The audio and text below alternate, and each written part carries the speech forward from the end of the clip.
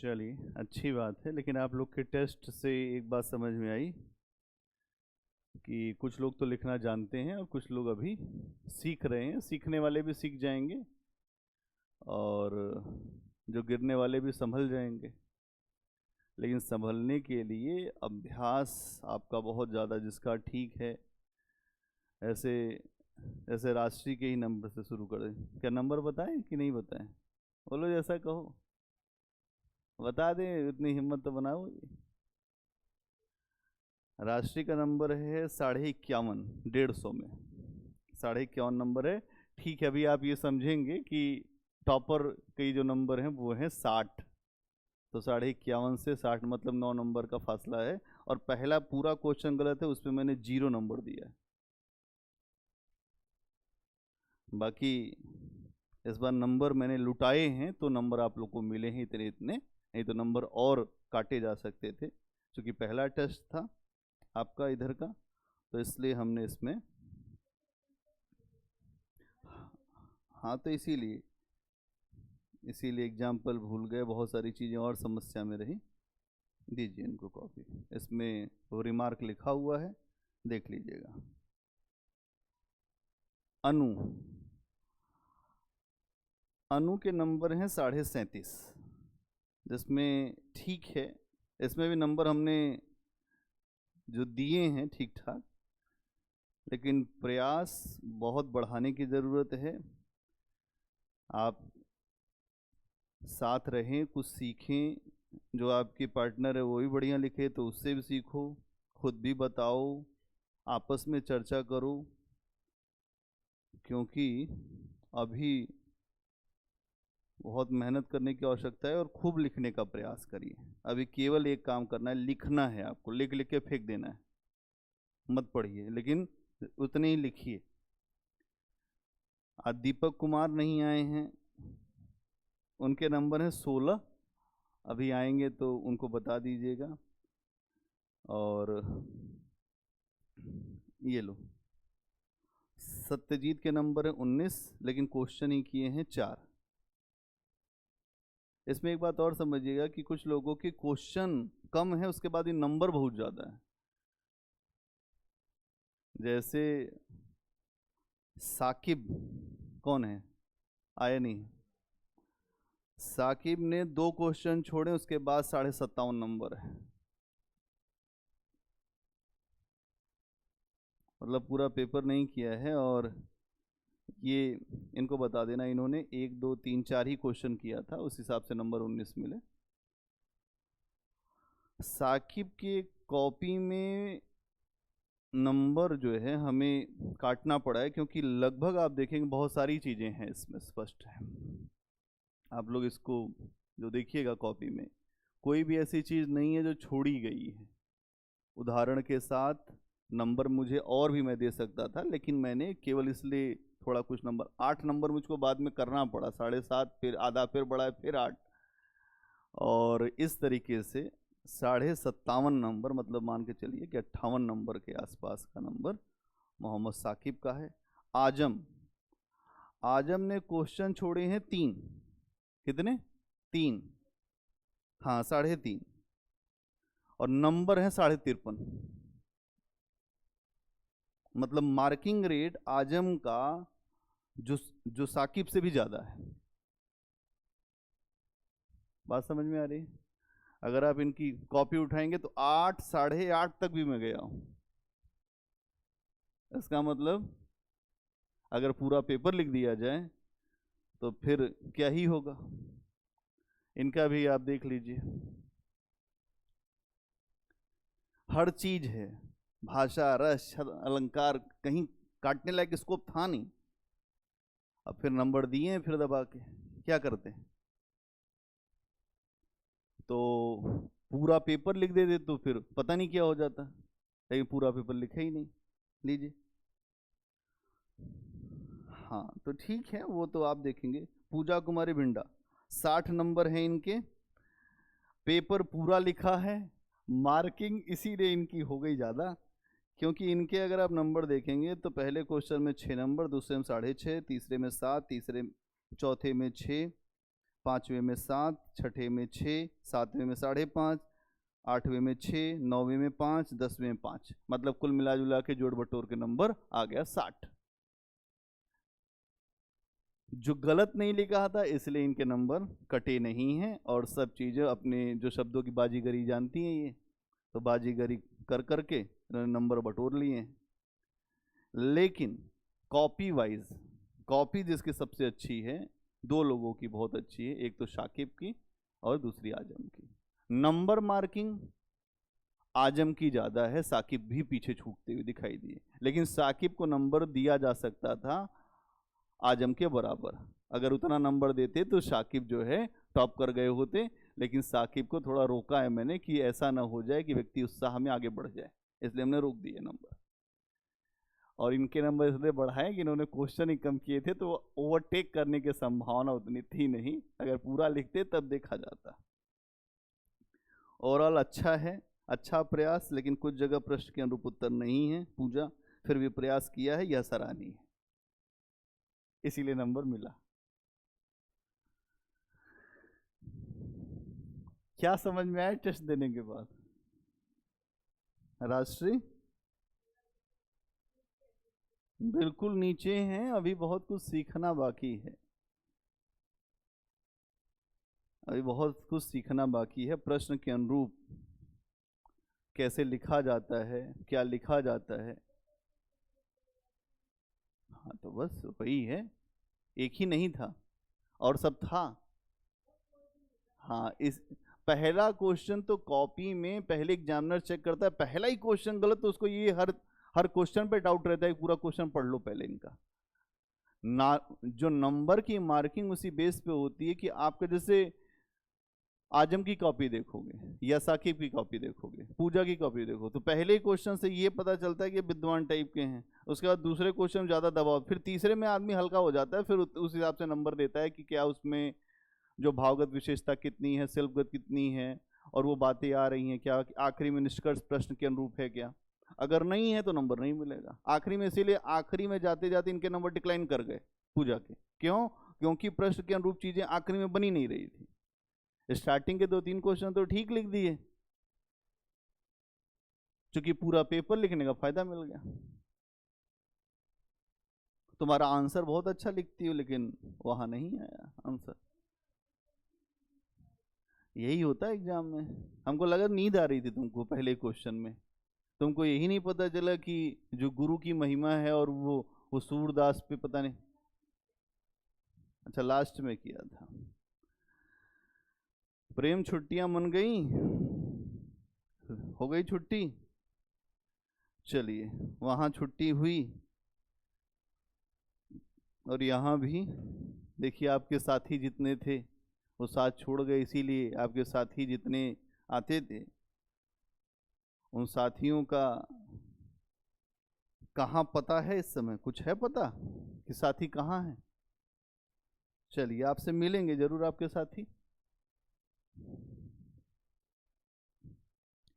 इनका नाम ही प्रेम है, तो अच्छी बात है, अपने नाम पे बहुत प्रसन्न रहते हैं, इसीलिए इन्होंने हिंदी साहित्य लिया कि प्रेम नाम मेरा चरितार्थ हो जाएगा। तो कहाँ पे चर्चा हो रही थी? तुलसीदास सामाजिक चेतना हो गई थी, है ना? अच्छा लिखवाना है, हाँ नहीं भाई आप लोग बिल्कुल लिख लीजिए, क्योंकि जो बिना लिखे तो काम बनेगा नहीं आपका। हेडिंग बनाइए तुलसीदास की सामाजिक चेतना, तुलसीदास की सामाजिक चेतना।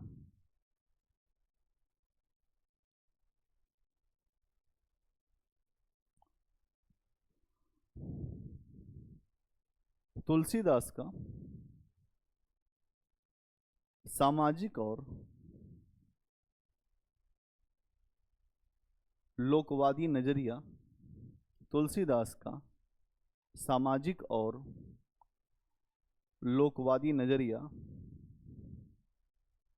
मध्यकाल के सभी कवियों में, मध्यकाल के सभी कवियों में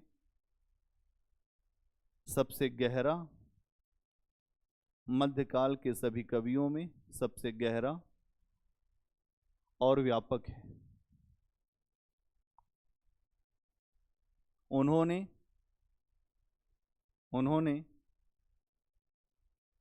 राम राज्य की कल्पना की है।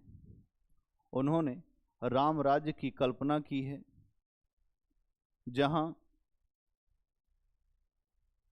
जीवन के हर पक्ष में उन्होंने राम राज्य की कल्पना की है जहां जीवन के हर पक्ष में संतुलन दिखाई देता है, जहां जीवन के हर पक्ष में संतुलन दिखाई देता है।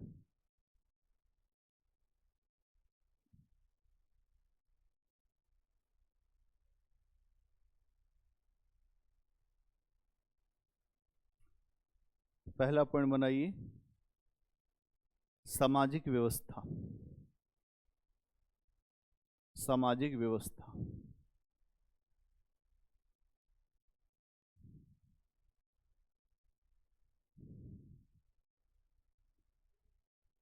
तुलसीदास का समय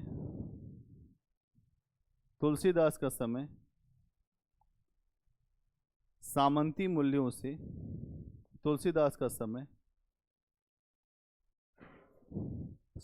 मूल्यों से जो ग्रसित था, तुलसीदास का समय सामंती मूल्यों से ग्रसित था, लेकिन उस समय की जड़ता को समाप्त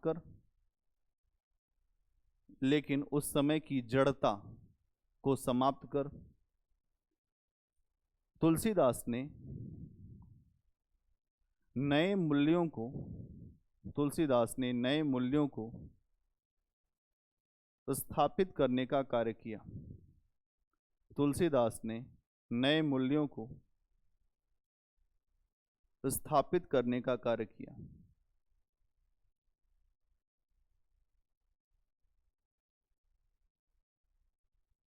समाज के तीन महत्वपूर्ण पक्षों पर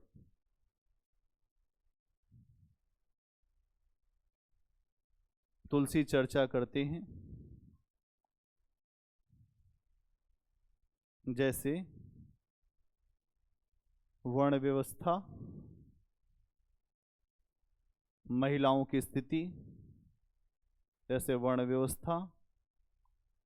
महिलाओं की स्थिति, पारिवारिक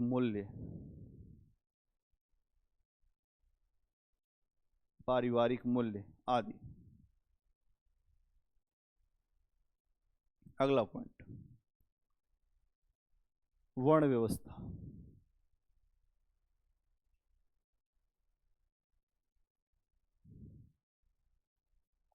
तुलसीदास जी जन्म के आधार पर वर्ण व्यवस्था का समर्थन करते हैं। तुलसीदास जी जन्म के आधार पर वर्ण व्यवस्था का समर्थन करते हैं। कहीं कहीं उनका दृष्टिकोण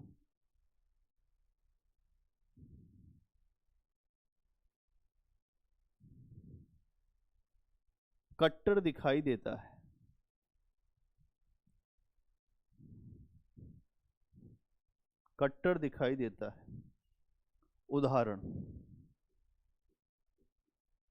उदाहरण पूजिए विप्र सकल गुण हीना। पूजिए विप्र सकल गुणहीना। पूजिए विप्र सकल गुणहीना मतलब जो ब्राह्मण है अगर वो हर गुण से हीन है फिर भी उसकी पूजा होनी चाहिए। पूजिए विप्र सकल गुणहीना।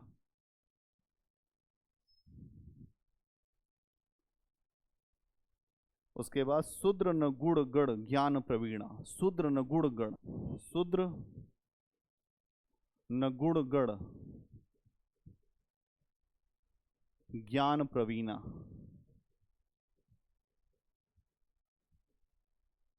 शूद्र न गुणगण ज्ञान प्रवीणा, शूद्र न गुणगण ज्ञान प्रवीणा। इसका मतलब शूद्र के अंदर चाहे जितना भी हो वह ज्ञान प्रवीण नहीं हो सकता। शूद्र के अंदर चाहे जितना गुण हो जाए वो ये नहीं कह सकता मैं ब्राह्मण हूं। ये कह रहे हैं तुलसी, इसीलिए ये कह रहे हैं कि वर्ण व्यवस्था का कहीं कहीं कट्टर समर्थन किया है तुलसीदास ने। एक और क्या है जो समुद्र कहता है, ढोल गवार शूद्र पशु नारी, है ना, ढोल, ढोल गवार शूद्र पशु नारी,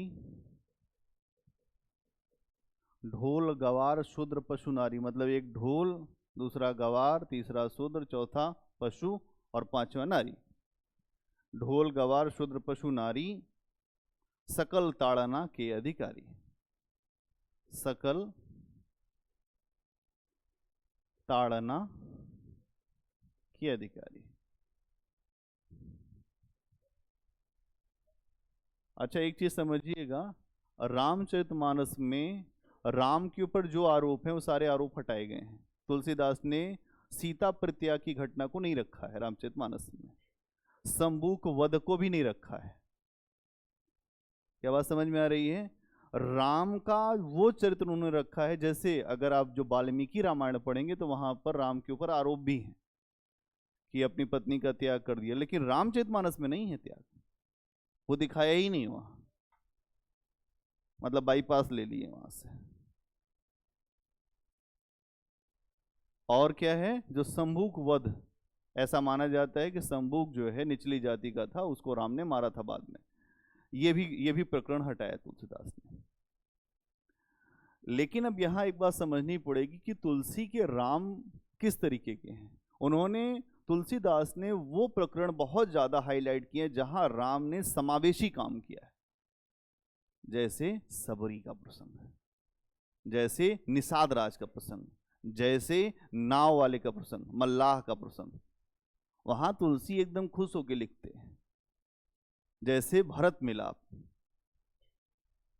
जैसे राम भरत संवाद, जैसे राम का ऋषियों के साथ संवाद, जैसे सीता का अत्रि के साथ संवाद, अत्रि ऋषि की जो पत्नी थी अनुसुईया, उनके साथ संवाद। ऐसे प्रकरण पे जहां पर एक शिक्षा है, उन चीजों को ज्यादा बेहतर तरीके से तुलसीदास ने प्रस्तुत किया।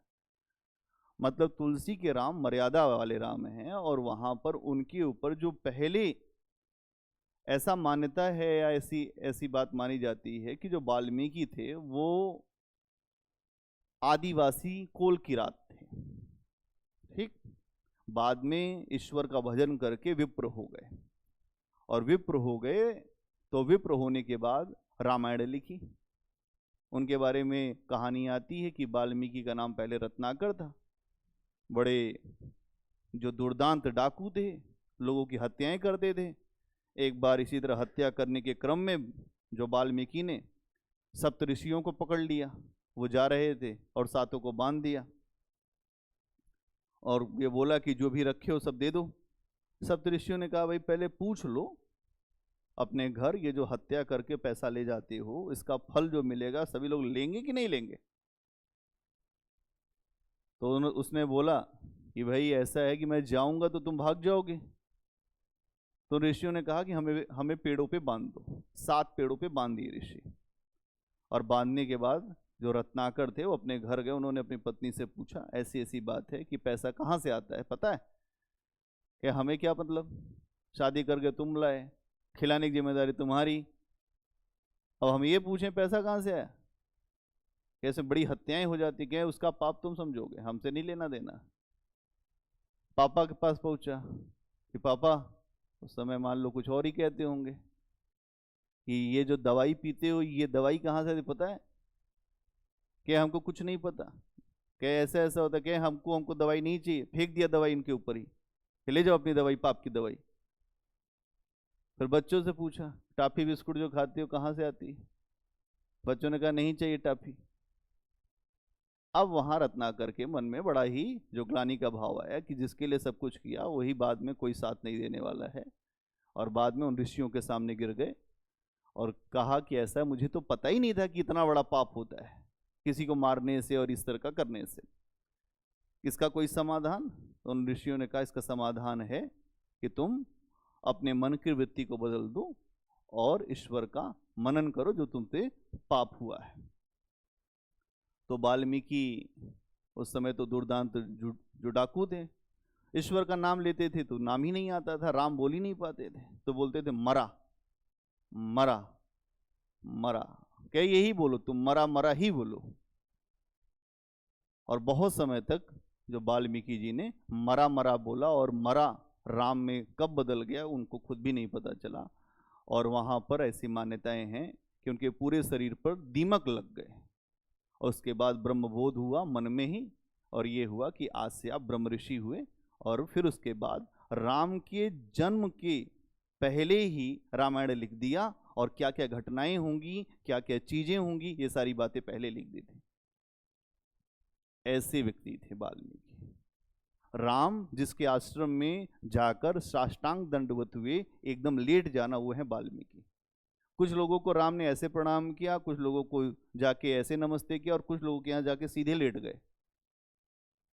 इससे ये पता चलता है किसका क्या स्तर है।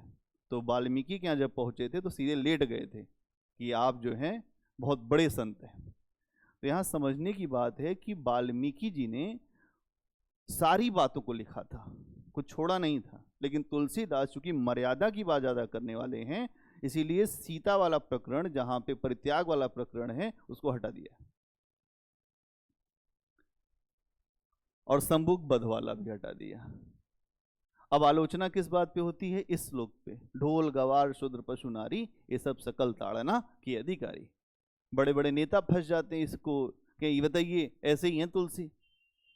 लेकिन यहां समझने की बात है, ये अवधि का शब्द है ताड़ना। ताड़ने का मतलब होता है देखना, और इसका अगर ये अर्थ लगाया जाए तो फिर ये ठीक निकल के आएगा। शुद्ध ढोल गवार शूद्र पशु नारी। जब भी कहीं हम जाते हैं म्यूजिक वाले काम में, तो पहले ढोल को सही किया जाता है, देखा जाता है सही चल रहा है नहीं चल रहा।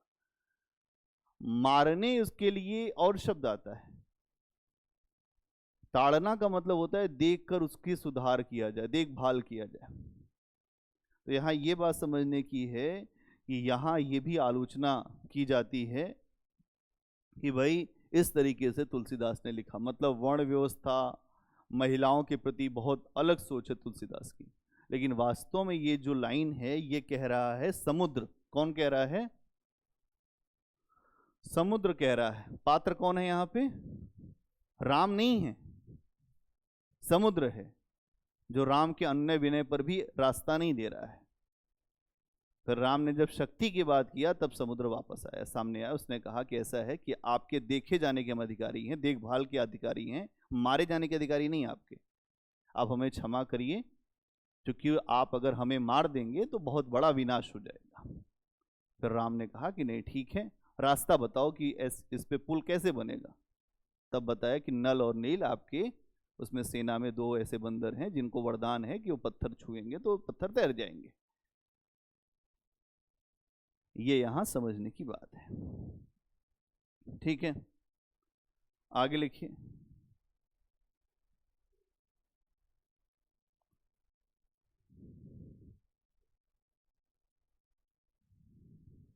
इन इन सभी उदाहरणों में तुलसीदास का चिंतन, इन सभी उदाहरणों में तुलसीदास का चिंतन वर्ण व्यवस्था से प्रभावित दिखता है, वर्ण व्यवस्था से प्रभावित दिखता है। परंतु धीरे धीरे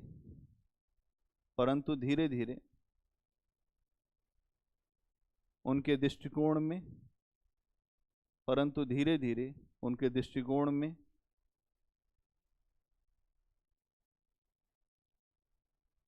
संशय दिखाई देने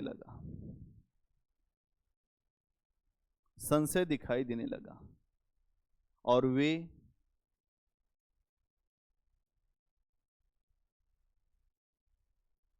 ऐसे ब्राह्मणों को फटकारने लगे, और वे ऐसे ब्राह्मणों को फटकारने लगे जो अपना कर्म भली प्रकार नहीं करते थे।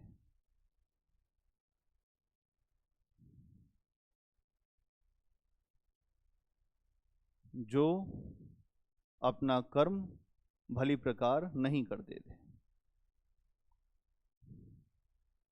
उदाहरण क्या है?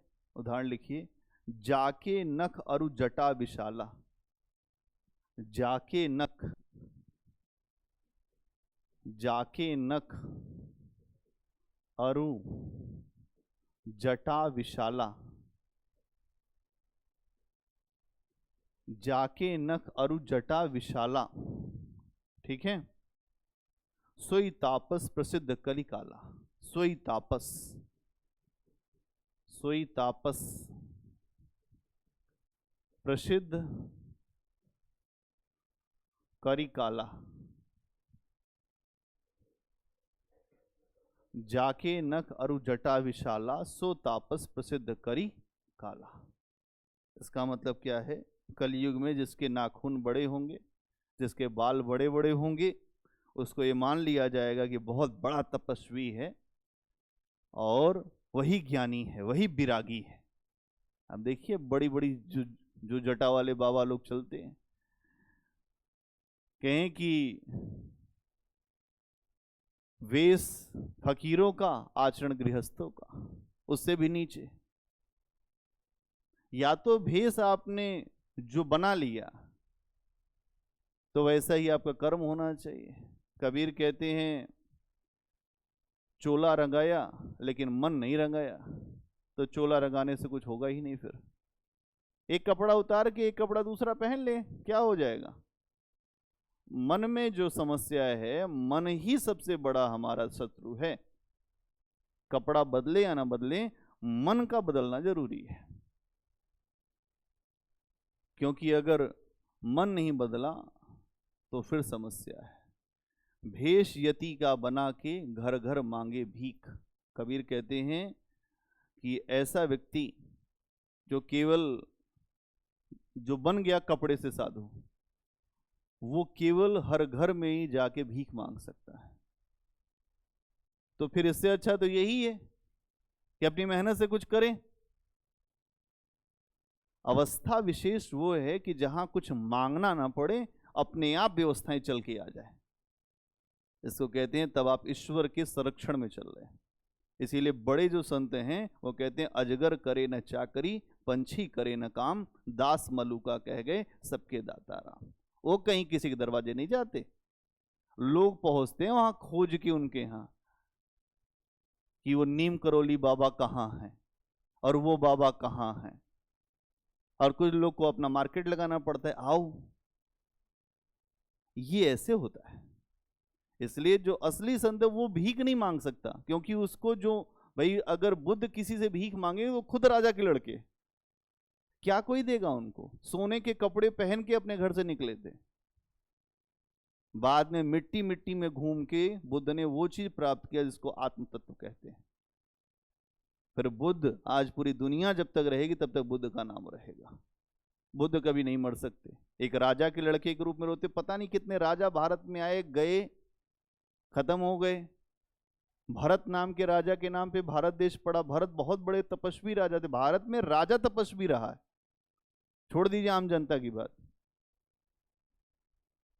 राजा भरत जिनके नाम पे इस देश का नाम भारतवर्ष है, राजा भरत की कहानी ये है कि राजा भरत चक्रवर्ती राजा थे। पूरा ये क्षेत्र उन्हीं के अंतर्गत था। एक बार अपने मंत्री को कहा कि ऐसा है कि हमारी जो यश कीर्ति लिखवाइए महेंद्र पर्वत पर। महेंद्र पर्वत पे मंत्री पहुंचे तो वहां पर इसके पहले ही बहुत ज्यादा यश कीर्तियां लिखी हुई थी। इस राजा ने ये किया, इस राजा ने ये किया, इस राजा ने ये किया। कहे महाराज कोई जगह ही नहीं बची आपकी यश कीर्ति लिखवाने के लिए। कहे यार तो असली यश कीर्ति किस में होती है? तो कुछ ऋषि आ गए, कहे उसमें होती है जब आप अपने आत्मपद को प्राप्त कर ले। राजा भरत ने फिर छोड़ दिया गद्दी अपने पुत्र के उस पे और हो गए साधु, और बाद में ज्ञान का पथ पाकर मोक्ष प्राप्त किया। उसके बाद नाम उनका भी अमर हो गया। भारत में राजाओं की परंपरा है, ये साधु वधु बनना ये ऐसा नहीं है कि हमारे घर में कुछ नहीं है, हम जो भिखमंगे टाइप के हैं और हो गए साधु। ऐसा साधु कभी सफल नहीं होता, वो दूसरे की जेब ही काटता है। कुछ ऐसे लोग हो सकते हैं जो अलग हों। कबीर के पास पैसे नहीं थे, लेकिन कबीर आत्मबल के बड़े मजबूत थे, किसी के पास मांगने नहीं जाते थे। साधु होना मरना बराबर है इस दुनिया में। इसीलिए जितने भी बड़े संत हुए हैं उन लोगों ने किसी के पास मांगा नहीं है। तुलसी भी अगर आप देखेंगे तो किसी के दरवाजे मांगने नहीं गए, बैठ गए, उसके बाद पूरी कहानी लिखते गए और लोग पहुंचते गए उनके पास कि आप कुछ कर रहे हैं। इसीलिए बाद में उन्होंने पहले तो वर्ण व्यवस्था का समर्थन कर दिया, लेकिन बाद में कहा वर्ण व्यवस्था का समर्थन इसलिए नहीं होगा आगे चल के, क्योंकि जो ब्राह्मण है अगर वो अपने पद से हट गया तो फिर वो ब्राह्मण कहाँ रहा। अभी आपने स्टार्टिंग में लिखा वर्ण व्यवस्था का समर्थन, अब आप लिख रहे हैं ऐसे ब्राह्मणों को जो खराब काम कर रहे हैं उनको उन्होंने छोड़ा भी नहीं है। ठीक है, एक और उदाहरण लिख दीजिए। विप्र निरक्षर लोलुपकामी। विप्र निरक्षर, विप्र निरक्षर, विप्र निरक्षर लोलुप कामी। विप्र निरक्षर लोलुपकामी। विप्र निरक्षर लोलुपकामी मतलब, जो विप्र मतलब ब्राह्मण, लोलुप मतलब हमेशा लालचीपन बना रहना, और निरक्षर मतलब जो पढ़े लिखे नहीं। कामी मतलब क्या है, हर चीज हमको मिल जाए। एक दान करिए तो दूसरे के लिए इसको भी दे दीजिए दान। आपने देखा होगा ब्राह्मणों के साथ ये बड़ी समस्या है, जो पूजा वूजा कराते हैं, ये भी दे दीजिए फिर क्या ही है, भगवान आपको सब कुछ देगा। अरे भगवान सबको सब कुछ दे रहा है, मन का सारा खेल है। इसीलिए विप्र उसको समझना चाहिए जो वास्तव में कुछ ले न रहा हो, देने की बात करता हो। असली विप्र वही है। क्या दोगे आप उसे, जिसके पास पहले से ही पूरा खजाना भरा हुआ, उसको क्या कोई दे देगा। हम मंदिरों में जाते हैं, वहां भगवान को चढ़ाते हैं, जो स्वयं सब कुछ का स्वामी है, उसको क्या दे पाएंगे आप। उसको एक ही चीज दे सकते हैं, प्रेम। जो प्रेम की गली में आया नहीं, प्रियतम का ठिकाना वो नहीं जान सकता। इसीलिए प्रेम की ही बात चलती है सब जगह। पैसा रुपया सब चढ़ाते हैं लोग, प्रेम नहीं चढ़ाते, मन नहीं चढ़ाते, इसलिए समस्या है। आई बात समझ में। 101 रुपया चढ़ाने से काम नहीं चलने वाला है, और लड्डू 1 किलो चढ़ाने से काम चलेगा, मन को चढ़ाने से। अगला पॉइंट बनाइए। भक्ति के स्तर पे तुलसीदास वर्ण व्यवस्था को बिल्कुल अस्वीकार कर देते हैं। भक्ति के स्तर पर तुलसीदास वर्ण व्यवस्था को बिल्कुल अस्वीकार कर देते हैं।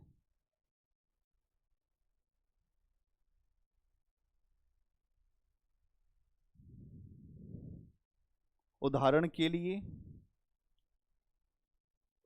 सबरी के प्रसंग को देख सकते हैं। उदाहरण के लिए सबरी के प्रसंग को देख सकते हैं, जहां उसे भामिनी कहा गया है। भामिनी का मतलब होता है ब्राह्मणी, जहां उसे भामिनी कहा गया है। अब जो हल्ला मचाने लोग वाले हैं, उनको ये लगता है कि जो तुलसीदास वर्ण व्यवस्था के समर्थक हैं, वर्ण व्यवस्था के समर्थक है, और उनके साथ कुछ लोग खड़े हो जाते, नहीं यहाँ समर्थक हैं, उनको गाली देने लगते हैं। उनको भी कुछ नहीं पता है, वो भी मूर्ख हैं। तुलसी वैसे है नहीं। तुलसी चूंकि वर्ण व्यवस्था उस समय बहुत ज्यादा कट्टरता में थी, सीधे नहीं विरोध कर सकते थे। विरोध कर देते तो वो खुद भी नहीं लिख पाते, इसलिए तुलसी ने पहले चारा डाला है वर्ण व्यवस्था का, लेकिन बाद में वर्ण व्यवस्था को हटाने का भी प्रयास किया। उन्होंने कहा भक्ति में कोई वर्ण व्यवस्था नहीं चलेगी।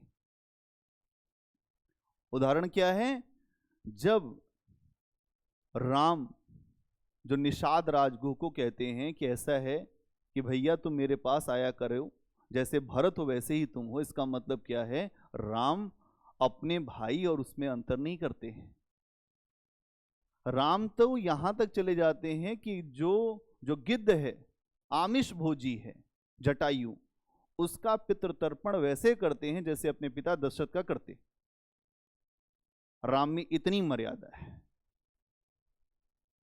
तो यहां समझने की जरूरत यह है कि तुलसी के यहां वर्ण व्यवस्था का आरंभिक समर्थन तो दिखा, लेकिन अगर आप देखें अच्छे से, जो गहराई से, तो आपको एक बात समझ में आएगी कि तुलसीदास ने वर्ण व्यवस्था का समर्थन एक सीमा तक किया, उसके बाद नहीं किया। फिर उन्होंने फ्री गेंद छोड़ दी है, जो जैसा करेगा वैसा ही उसके सामने आएगा। तो क्या कहते हैं, उदाहरण क्या आपने लिखा, सबरी का उदाहरण, और वहां पर आप देखेंगे नहुमहु एक जिनके हुई, नौ महु एकौ जिनके हुई। नहु महु, नहु महु, नौ महु, यहां पे 9 कर देना, 9, नौ महु, नौ महु एकौ जिनके हुई, नौ महु एकौ जिन के हुई, नौ महु एकहु जिनके हुई, नारी पुरुष स चराचर कोई। नारी पुरुष, नारी पुरुष स चराचर कोई।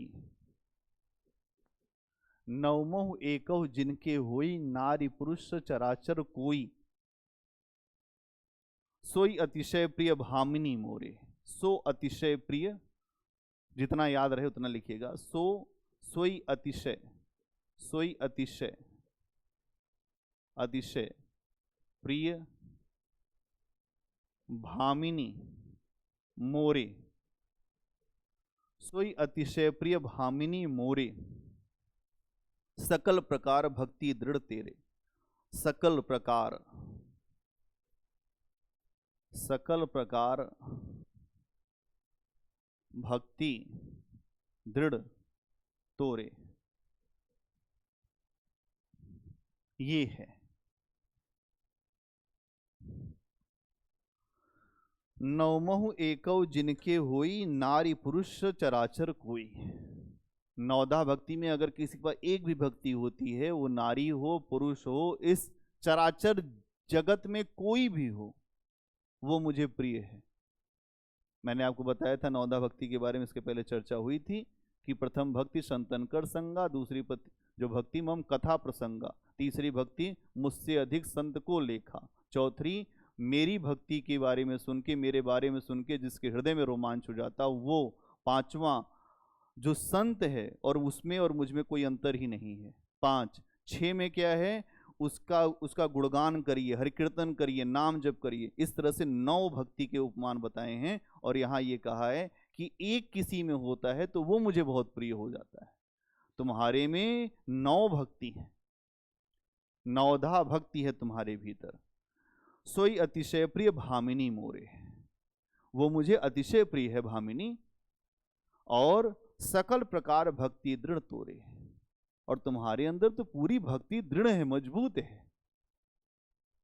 नहीं तो एक महिला, युवा महिला, आप जो सबरी की कहानी जानते हैं, क्या कहानी है, एक बार बताई थी सबरी कहानी। कितने लोग सबरी कहानी जानते हैं? क्या कहानी है? और उसके पहले की कहानी, मतंग ऋषि के आश्रम के पहले की कहानी। हाँ हाँ हाँ, वो भील थी शबरी, और उनकी शादी के लिए उनके पिताजी ने जो वचन दिया था कि 100 जो मृग देंगे हम खाने के लिए, पहले वो 100 मृगों को आप खा लेंगे, उसके बाद शादी होगी। 99 मृग जो एक जगह जो बंद किए गए थे, उसको जाके सबरी ने खोल दिया था।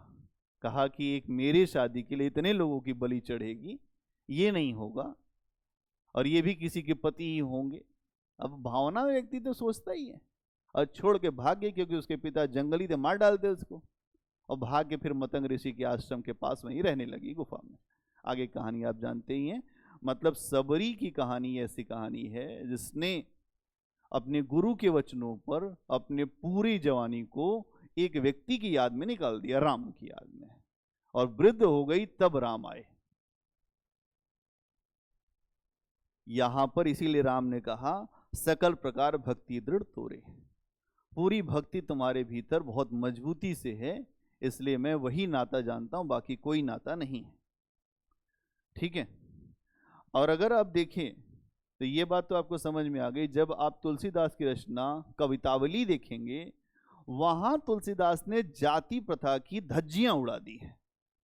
अब लोग कहते हैं ब्राह्मण है तुलसी, लेकिन तुलसी आरंभिक समय में थोड़ा समझ रहे थे, लेकिन बाद में उन्होंने कहा कि ऐसा है कि भाई जाति होती कुछ नहीं है।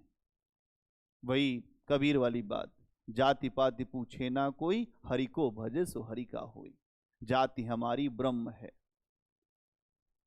ना। तुलसीदास जो हैं आगे कवितावली के उत्तरकांड में कहते हैं, धूत कहो अवधूत कहो, तो मुझे मूर्ख कहो, तो मुझे अवधूत कहो, तो मुझे राजपूत कहो, राजपूत कहो, जुलाहा कहो, क्योंकि जुलाहा कबीर ही थे। अब यहां पे कंफ्यूज मत हो जाना, ये बात कह रहे हैं तुलसी। काहू की बेटी सो बेटा न ब्याहब, किसी की बेटी से अपने बेटे की शादी नहीं करूंगा। काहू की जाति बिगाड़ न सो, और किसी की जाति भी मैं नहीं बिगाड़ूंगा। तुलसी सरनाम, जो गुलाम है राम को, तुलसी का नाम जो है वो गुलाम है राम का, किसी की जाति का गुलाम नहीं हूं मैं। ये है तुलसी। जाको रुचे सो कहे कछुआओ, जिसको जो रुचता है, कोई मुझको अवधूत कहे, धूत कहे, मूर्ख कहे, ये जाति का कहे, वो जाति का कहे, जो रुचता है।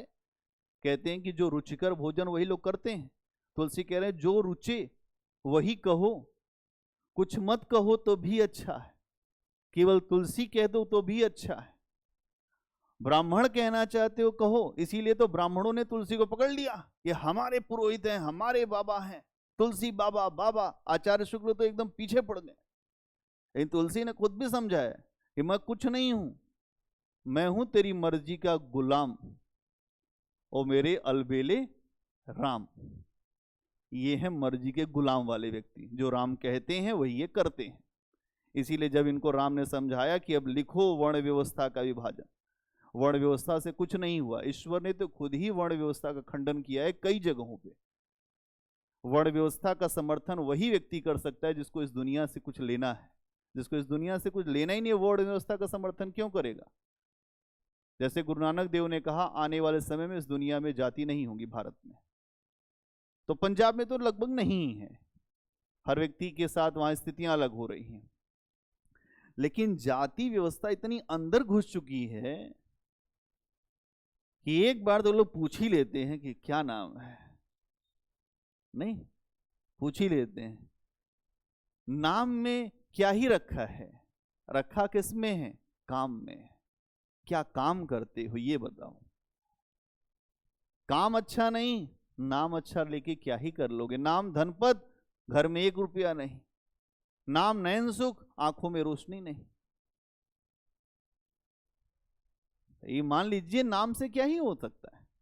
यहां यही कह रहे हैं। फिर क्या कहते हैं, मांग के खइबो मस्जिद में सोइबो।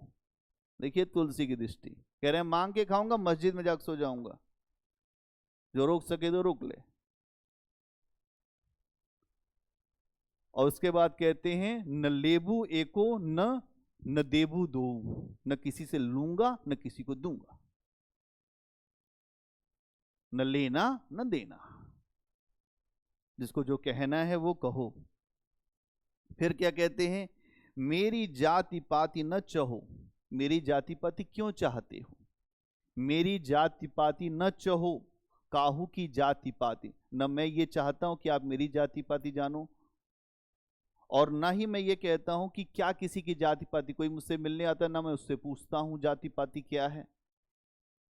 फिर क्या कहते हैं, मेरे को काम का ना मैं को के काम का। भाई जो जाति पाति पूछने वाले हैं मैं उनके लिए किसी काम का नहीं हूं, आगे चल के उनको समझ में आएगा। और ना वो मेरे किसी काम के हैं। मेरे यहाँ आइए तो जाति धर्म और सबके बंधन छोड़ के आइए, तब आइए संत मिलन को जाइए, तज माया मोह अभिमान, कोटि कोटि पग ऐसे पड़े जैसे यज्ञ समान।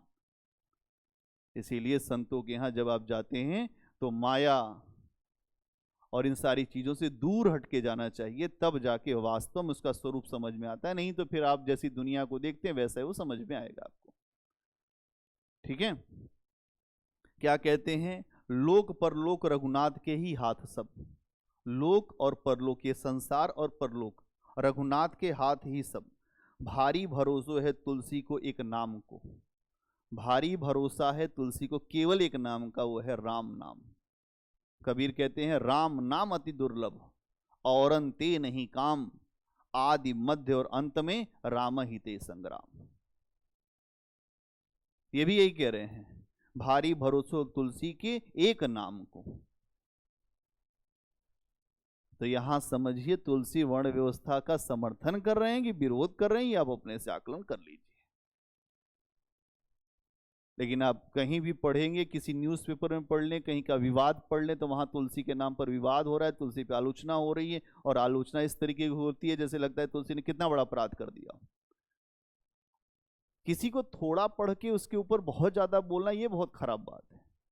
पढ़ा ही नहीं आपने तुलसी को, आपने 2 लाइन उठा ली, उसी पे आलोचना करने लग गए। तुलसी महासागर है, पढ़ने बैठ जाओगे रामचरितमानस इतनी मोटी है,